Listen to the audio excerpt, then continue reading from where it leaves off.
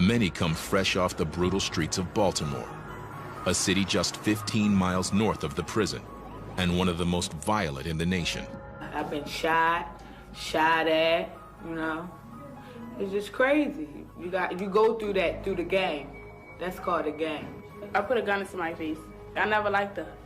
Thank you, Jesus, that the gun ain't go off, or I would have been over here for life. At MCIW, these new arrivals will live alongside every type of felon. 900 offenders are housed here, minimum to maximum security, the highly aggressive with the low risk, all mixed together. This is something else, the cut. Some inmates have more trouble than others adjusting, like Paris Pratt. It's tight. I have had roommates where I had to get them out because I don't have a lot of patience these days with the foolishness and all of the craziness that people bring to your room. I don't decorate. I haven't decorated this cell because I don't want to feel like this is my home. Paris arrived a year ago and is still struggling to settle in. Some days I wake up good, other days I wake up bad, other days I wake up feeling very homicidal. Though only 25 years old, she will be here for the rest of her life. Abandoned as a teenager, Paris started dealing crack to support herself on the streets. Now, she's been convicted of killing a 16-year-old boy in cold blood. I was convicted of first-degree murder, and I was sentenced to a life sentence plus 25 years with no parole. I've been painted this picture as a monster. Paris was the first woman sentenced to life without parole in Montgomery County, a middle-class suburban area outside of Washington, D.C. I fired 2 shots. He fell backwards, fell on his back, was laying on the ground, trying to get up, but it's like he couldn't. Police say she thought the boy was a snitch.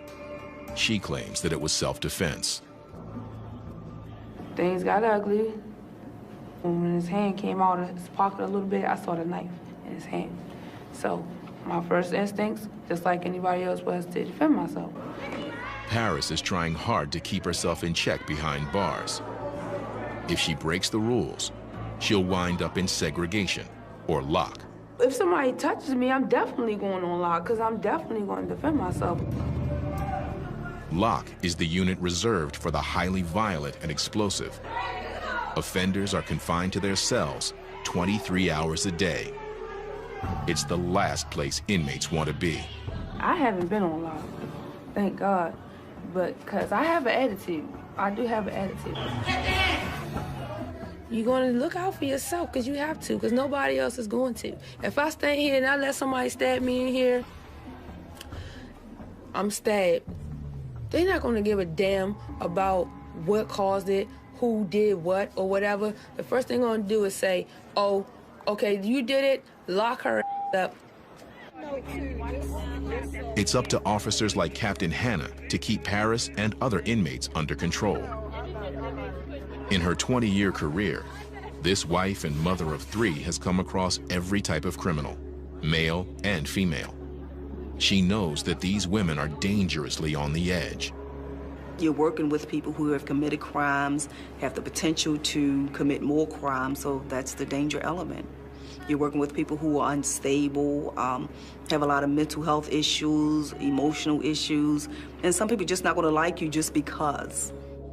This afternoon, Captain Hannah is making rounds on the prison campus, making sure inmates are inside, getting ready for daily count. She's aware of how unpredictable and unstable these women can be, and is careful as she approaches an agitated offender in a nearby building. Somebody wants to help me. I want help. I want somebody to help me. That's what I want. I want to stop banging on the doors and the windows, begging for help, and nobody is helping me. I need help. What's the problem? I don't understand. The inmate might try to reach through the bars in the window and hurt someone. So Captain Hannah must calm her down. Quiet and try to appease me. It's easier to talk them down as long as You keep calm. Eventually, they'll come down. But if you start screaming, hollering, getting excited with them, it's going to blow up proportion, and you won't be able to get control of the situation. There's always a possibility that I could be attacked. Some have tried in the past, so the threat is always there. I don't forget where I am. I remember where I am. I am in prison. Inside, inmates are locking down. They're free to be out of their cells for most of the day, but must be back for 2:30 afternoon count. Don't be disrespectful. I'm not being disrespectful. Like that. Actually, you didn't have to say get out the face. You didn't have to say that. I don't want to be on. You didn't have to say that though. All right. On a housing unit floor, one officer watches up to 112 inmates with only a radio for backup. They are unarmed so that weapons do not fall into the wrong hands. But that means control is crucial here. Building 192 is one of the prison's 4 main housing units. It's broken into 4 wings. One of them, D Wing, houses inmates who have serious anger and behavioral issues. Yeah.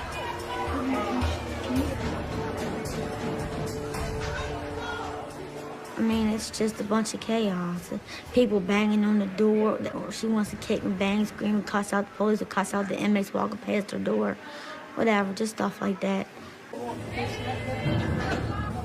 Inmate Christy Seal has trouble getting along with others, so she lives alone in her 8x5 cell. I got anger issues real bad, and me dealing with my anger issues, I couldn't be somebody's roommate. Christy is serving a 5-year sentence for attempting to sell crack. This marks Christy's 3rd trip to the prison. An addiction to crack cocaine keeps bringing her back. I can't stop getting high. It's just, I guess it's a mind over matter thing. But Christy is determined to make this her last trip to MCIW. She hopes to earn her high school diploma while behind bars. She's also working hard to get out early. For the first time, a family is waiting for her on the outside. All my life, I've never had my mother. Now I'm 33 years old, and now my mother's decided at 51 years old, she wants to decide to be a mother to me. She's decided she don't want the drugs. She wants a life with being around me and my sister. Christy hopes if she behaves herself, she can make parole and leave prison in 2 years instead of 5. To do that, she can't go off on inmates in the prison's general population. If I can't deal with people in population, how am I going to deal with people in society? To help keep calm, she turns to her inmate girlfriend. But that means breaking the rules. She's like my soulmate. I mean, we're so much alike, but we're so different, too. And it's like, we just belong together. The prison doesn't allow for relationships, since they often lead to conflict. And the last thing Christy needs is any more trouble.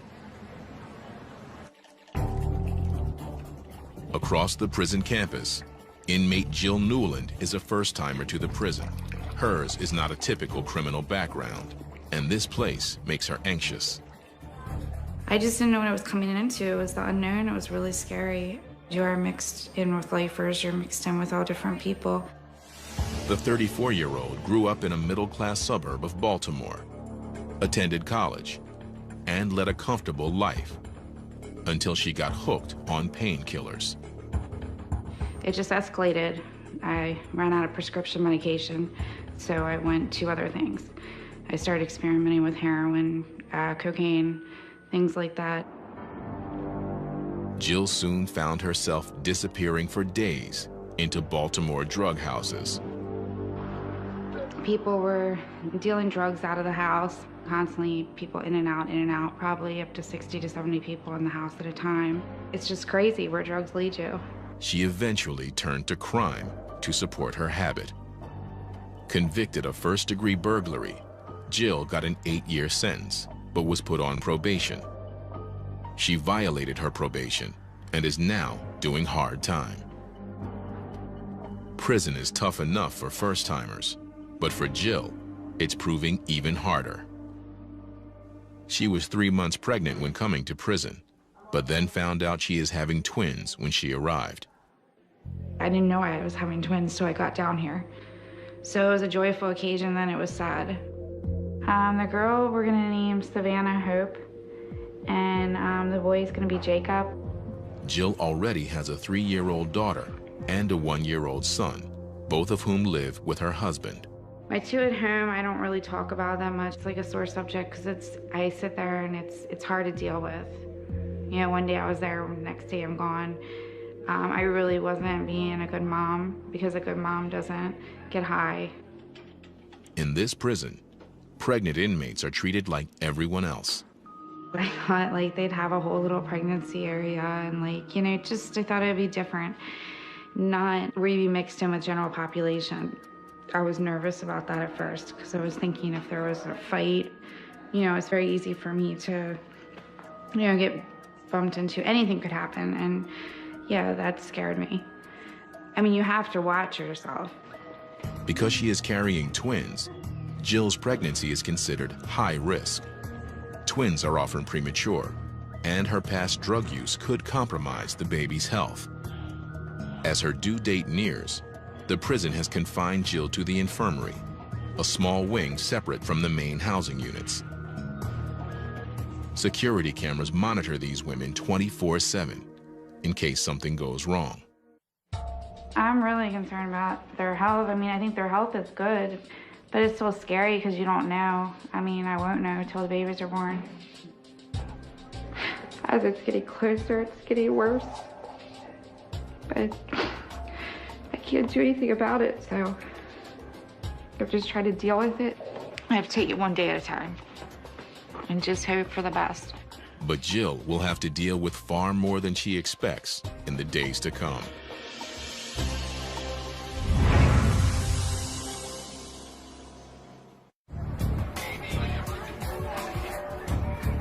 MCIW, the only women's state prison in Maryland. Some inmates stay only a few months, others remain for life. The number of women behind bars is climbing at a rate nearly twice as fast as that for men. There are more women now that are committing crimes that, which leads to incarceration. Anywhere from prostitution to drug charges, murder charges, theft, just as volatile as male crimes. It is 10 a.m. Friday morning. Captain Hannah meets with a group of inmates. She knows that some of these women may be headed for trouble if they make the wrong friends. Women come in here, you're emotionally unstable. You develop these relationships with other women who are emotionally unstable, and it doesn't work out. Please try not to get caught up into any of the foolishness here. Captain Hannah even tries to drive home the message by sharing her own past. Sexual abuse, physical abuse, emotional abuse, I've been through it all myself, but you can change. It could have been me sitting here. I've been through abusive relationships. I have thought about doing some things to my ex-husband that probably would have winded me in here. Change is crucial if these women are ever going to make it in the free world. People down us because we're prostitutes and drug addicts. A lot of society does. They think we can't change. I don't want to go back out there and use, but I know once I hit the streets, I know what I'm capable of doing. I need that treatment in my life. I need that help. I need that extra push. MCIW tries to prepare them for life beyond the walls with intense drug rehab, high school and college courses, and critical job training. I believe that everybody should be punished for the crime they committed, but we try our best to prepare them to re-enter society and not make the same mistakes that they have made to get here in the first place. And the programs seem to be working. The inmates who participate cut their chances of reoffending by almost half.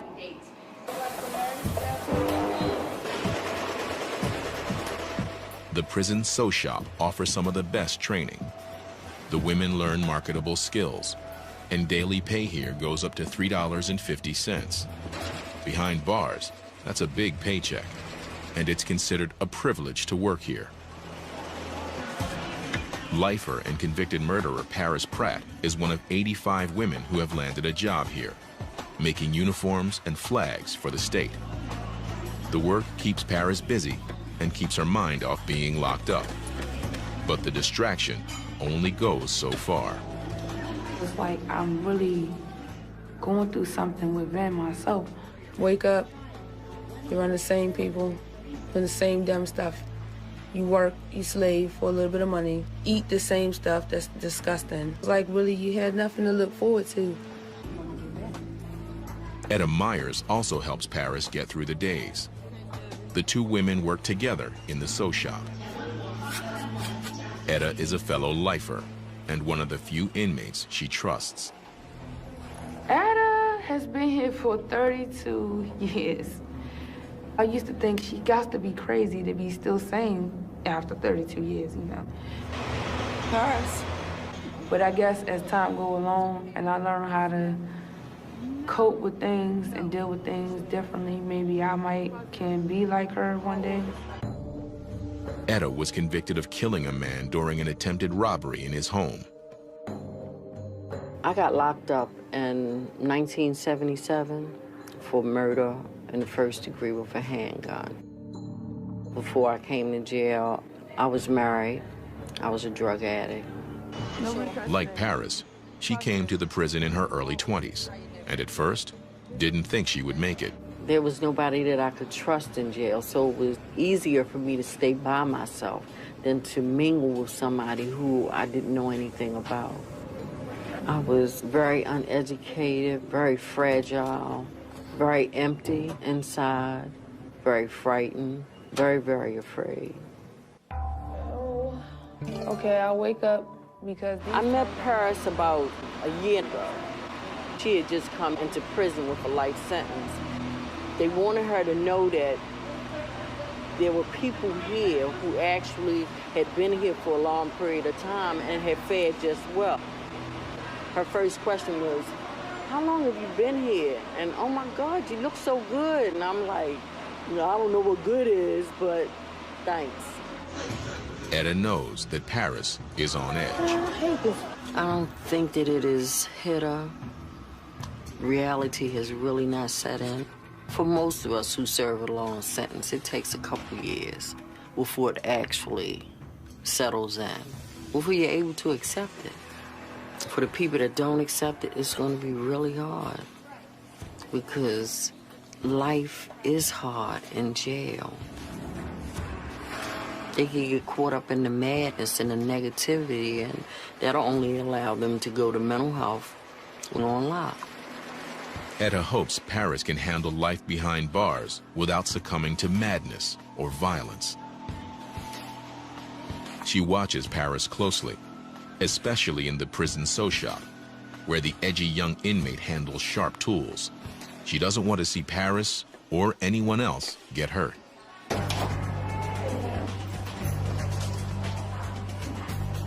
All items must be carefully tracked. We do an inventory of all the tools, so when something turns up missing, all doors are locked, we'll put on lockdown until that particular tool is found. And at the start and close of each shift, officers give everyone a thorough pat-down. So anytime you come in and out, you're definitely safe.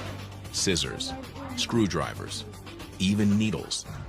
In the hands of an angry inmate, they could easily become lethal weapons. It's almost 11:30, lunchtime, and a large crowd is gathering in the chow hall. With so many inmates in one place, a lot can go wrong in just seconds.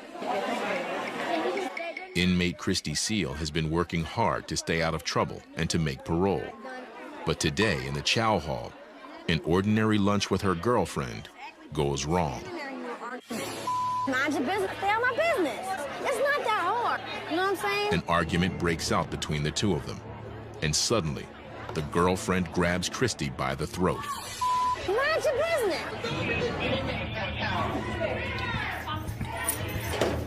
Officers quickly stop the fight, and both women are taken into segregation immediately. I'm just trying to tell you, you shouldn't have to lock me up. I didn't do nothing. I didn't put my hands on nobody. So why they got handcuffs when nobody's trying to explain nothing to me? Now, Christy is in seg, despite her efforts to keep her record clean. And she fears that her chances of making parole and reuniting with her family are slipping away fast.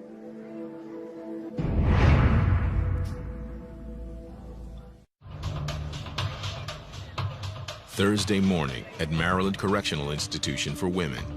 Here, behind the mesh of razor wire, 900 of the state's worst female offenders are forced to live together. At any given time, about 20 of these inmates are pregnant. Among them is convicted burglar and drug addict Jill Newland, who is expecting twins. 3 weeks remain until her delivery date. Every week, Jill undergoes a routine checkup: her weight, blood pressure, and the baby's heartbeat, along with the size of the uterus. But today's exam brings some scary news. As is often the case with twins, the babies are ready to come out weeks ahead of schedule. Jill must head to the local hospital immediately. The anxiety started building up with the fact of knowing that it was coming to an end, and reality set in a little, and it's just a scary situation.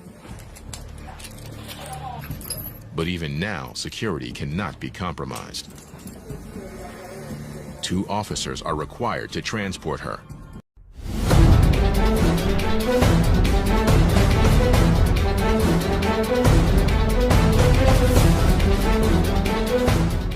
And she must wait for clearance at all checkpoints. Pregnant or not, she's still treated as a dangerous felon. I'm embarrassed and I'm upset that I put myself in the situation to have to go there pregnant and handcuffed. It just seems like it's surreal. It's like everything's just happening, and I feel sometimes like, what's going on? Is this real? The hospital is only 15 miles away, but it's a long drive for Jill. She doesn't know what this early delivery might mean for the unborn twins. Inside the prison gates, the grounds are unusually quiet. A prisoner is coming out of segregation, and Captain Hannah has cleared the entire area. All outdoor movement stops whenever an offender leaves her segregation cell. An officer escort always stays close by her side. It's all about keeping the inmates safe from attack. There's not supposed to be any inmates on the grounds. When the seg is moved, it's our responsibility to protect that inmate because they are handcuffed. So if something happens, they cannot defend themselves. If they're fighting somebody and that person has friends out in general population, then they could be a possible enemy. The extra security also protects the staff from getting hurt. Officers know they can never let their guard down when dealing with convicted criminals. Captain Hannah learned this the hard way. As a young officer, she survived a vicious inmate attack. It took months for her to recover. I had been on the job approximately 4 months, and I was attacked by an inmate, maximum security prison. Segregation inmate ran down the tier, jumped me from behind, and he stabbed me. The shoulder, the back, the side of the face. I was stabbed 5 times. At first, I didn't even know that I was being stabbed because it just felt like punches. I came back to work because I knew the risks involved when I took the job. You could lose your life in prison. Lieutenant Parker to all OICs, 1021 shift. Captain Hannah to all units, resume your movement, resume your movement. The attack is a constant reminder of how dangerous her job can be.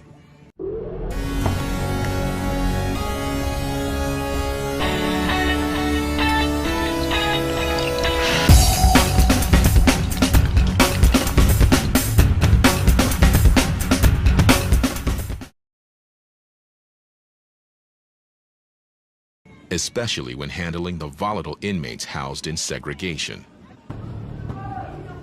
Also known as lock, the 48 cells in seg are reserved for the prisoners who break the rules.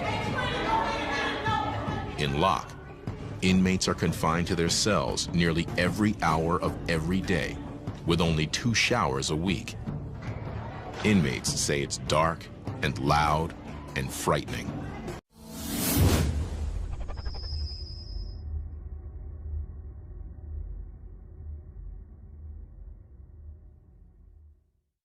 For the prison, it's the ultimate discipline. For inmates, there's nothing worse.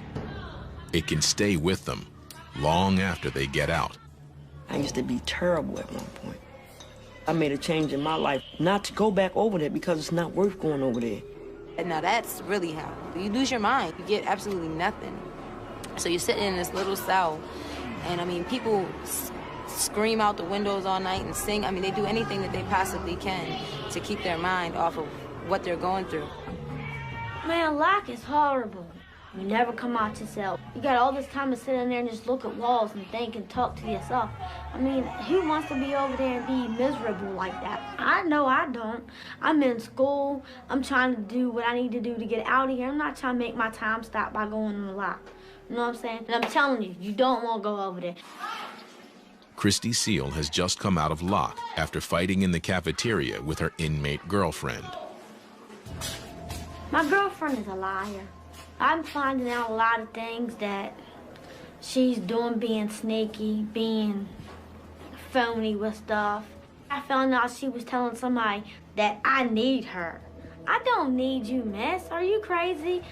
And we got into it in the cafeteria, and we got into a huge argument, and she choked me.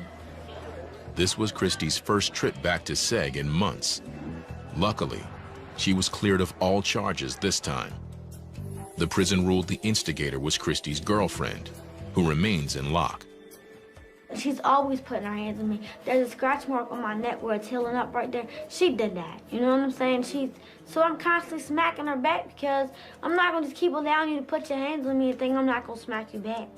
Hearing about the fight with her girlfriend, Captain Hannah brings Christy in for a talk after she is released from SEG. So what do you plan to do now? I'm going to try to stay away from her. And I did say try. We do not condone these relationships, but we know they do happen. And it doesn't work out. There are fights. The women may do certain things or act certain ways towards other inmates just to make this particular one jealous, and it creates a lot of problems. My anger took over because I couldn't. It felt like I couldn't breathe. I felt like everybody was ganging up on me. Mm-hmm. You have to be able to handle your anger issues. What do you have planned for when you leave here? If you don't have a plan, you're going to be back here. What about your education, college degree? Do you have your high school diploma? I can't get it. Well, why? Because I ain't smart enough yet. Yes, you are. Don't say that. I mean, I waited till I was an old lady before I got my bachelor's degree, but I did it. Issues come about. Hannah reminds Christy that she needs to stay focused on getting out and staying out of prison. That I want you to focus on. You're going to be okay. I just want you to focus on you. Yeah. You getting better. You healing emotionally. Because when you leave, and you will be leaving, I want you to stay gone. I do too. Yeah, because I'm tired of seeing you in here. I'm tired of seeing myself in here. I'm tired of seeing myself in here. Christy is going to work hard to avoid any more trouble. But while Christy is now out of SEG, 25-year-old murderer Paris Pratt has landed there for the very first time. She's been accused of spitting on another inmate, which is a serious offense here. Major Carrington is a 21-year veteran of MCIW. She leads the team that is investigating the case. Spitting on somebody is considered assault because that's another person's body fluid being put on somebody. Spitting, throwing urine, throwing feces, that's considered assault. It started innocently, with Paris and a friend horsing around. But then it got out of hand.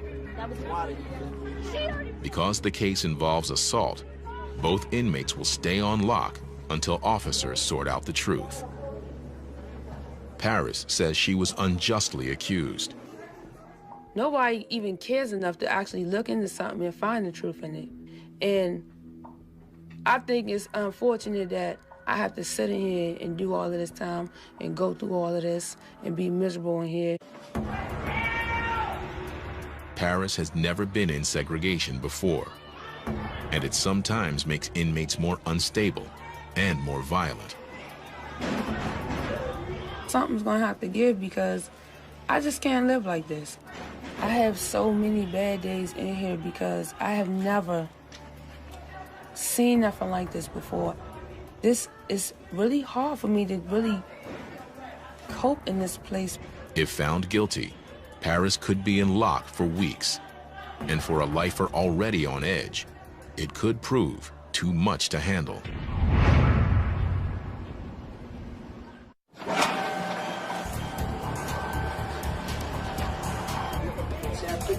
3 p.m. at Maryland Correctional Institution for Women. A new shift takes over. And for their own safety, officers conduct a careful shakedown of the cell houses. Every day, every time a shift change, each officer that comes on, they have to do a search of the common areas.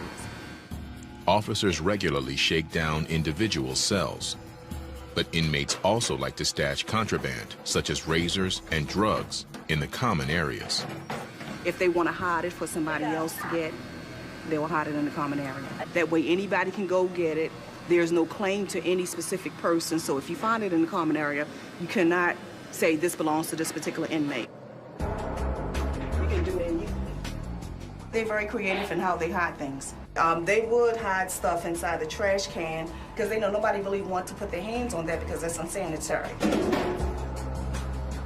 They can hide stuff behind the paper, so you have to look under that to make sure that there are no razors, tobacco, or anything hidden behind that.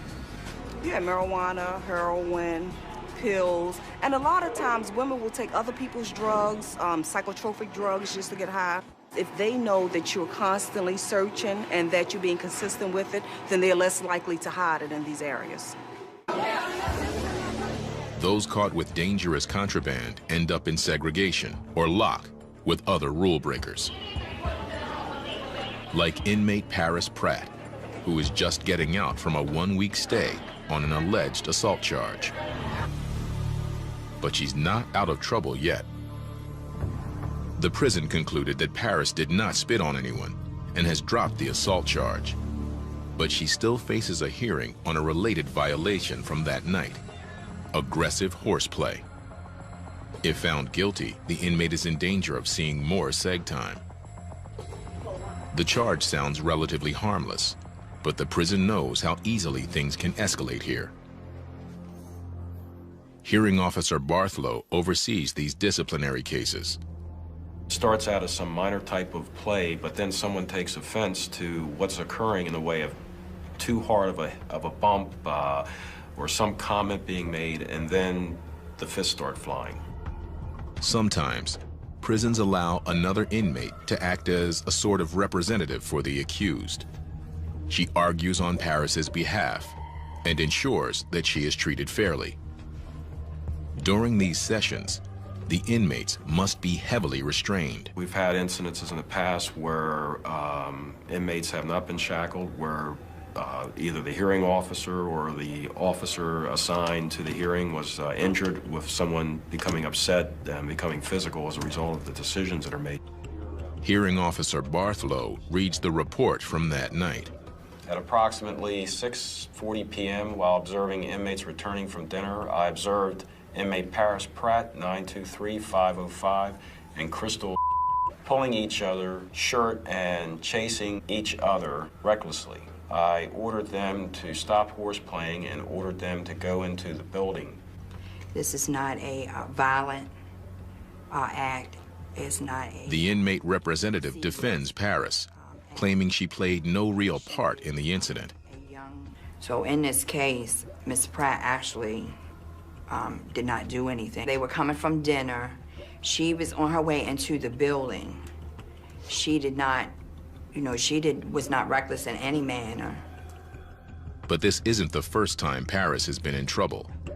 She's had 3 similar violations in the past, and given her record, Hearing Officer Barthlow is not convinced. Ms. Pratt, after weighing what your representative has presented here through her arguments, what the institution has presented through its evidence, I will find you guilty of the violation of 501. You're obviously having some problems with the rules and your adjustment here. If you don't work with the system, then the system, there are consequences to pay. And if you are found guilty of another violation within the next 3 months, it's mandatory that the hearing officer must impose segregation. That's disciplinary segregation. All right? Paris is lucky, but now walks a very thin line. If she breaks a rule again, Paris returns to lock immediately. Should I be happy? I don't have nothing to say right now.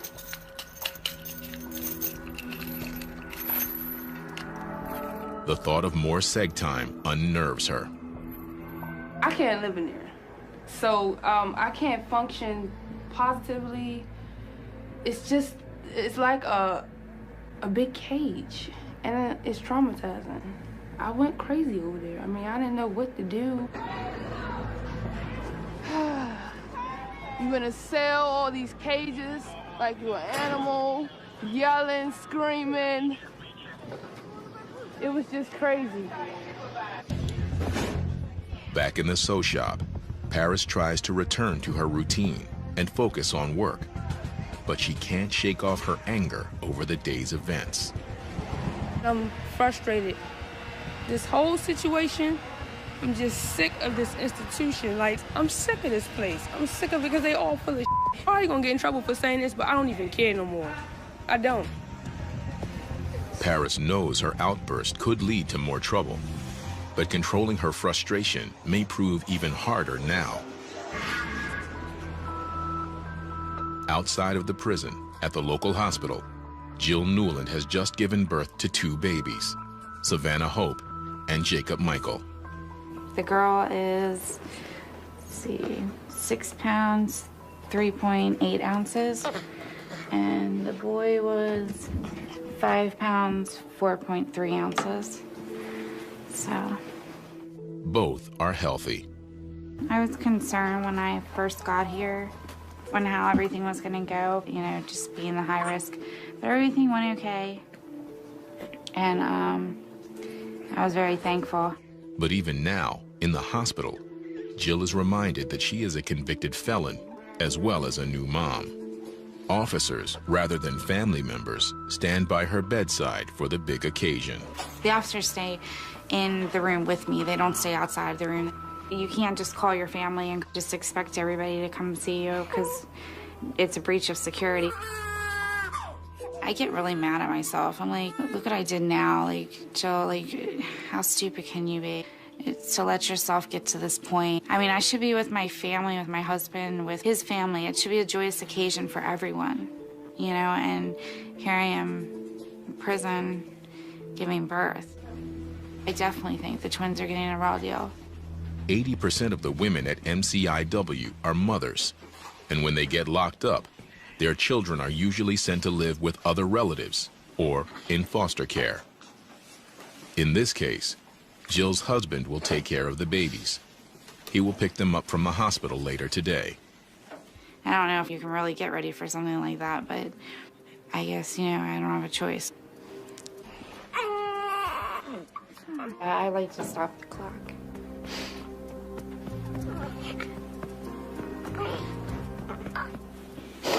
Sorry. It's a hard thing to go through.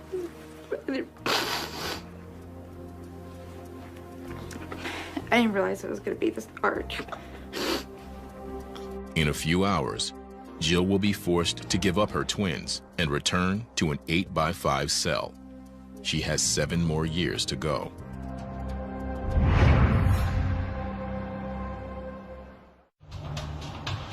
Friday afternoon at Maryland Correctional Institution for Women.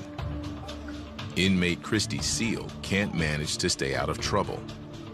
This time it wasn't her girlfriend. It was a run-in with the prison therapist.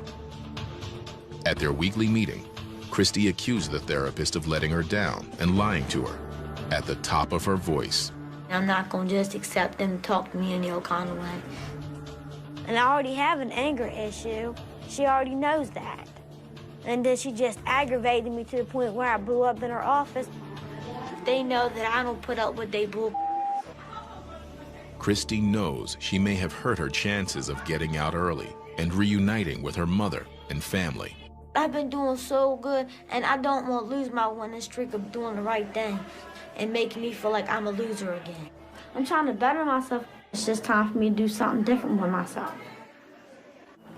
So you coming to the sessions tonight?